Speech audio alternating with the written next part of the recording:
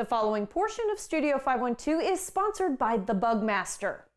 Guys, we are not the only ones who like the warm, cozy interiors when the temps start to drop. Rodents become a problem at this time of the year. CEO Dauphin Ewart of the Bugmaster is here with some practical prevention advice.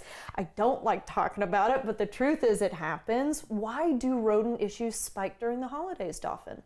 You know, what we really see is it's the time when people really notice. So we do see that the cold weather will drive some activity, meaning the rodents on the outside will head inside for shelter to get warm, things like that. But also you're getting into areas of your house that you don't normally get into, storage areas, maybe you stored, decorations and things like that. You're getting into your attic, places that you don't normally go. And it tends to be a time when a lot of people find things they didn't know were going on. Oh, okay, a little bit uncomfortable. So what early signs should homeowners look for before the unwanted guests arrive? Yeah, it's a great question.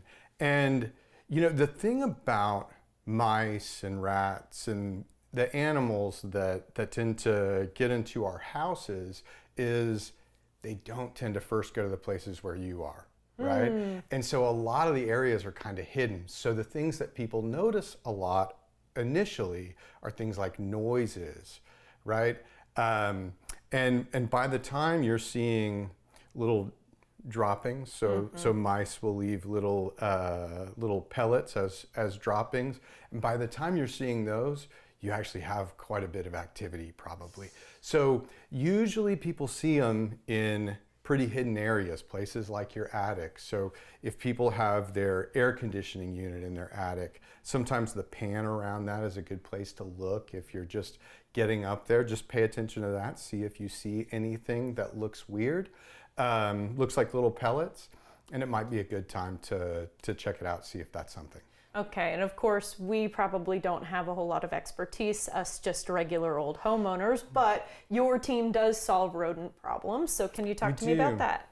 So a lot of what we're looking for is why you have a rodent problem. So we're gonna look for access areas to your home. Rodents can use a lot of ways to your house that you wouldn't think about. Power lines and tree branches, different things like that. With the way roofs are put together or siding is put on, there's a lot of kind of hidden areas that they can get into that you wouldn't think about. Okay, important stuff. Dauphin, thank you. Of course, thank you.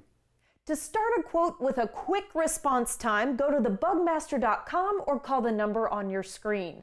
The preceding portion of Studio 512 was sponsored by the Bugmaster.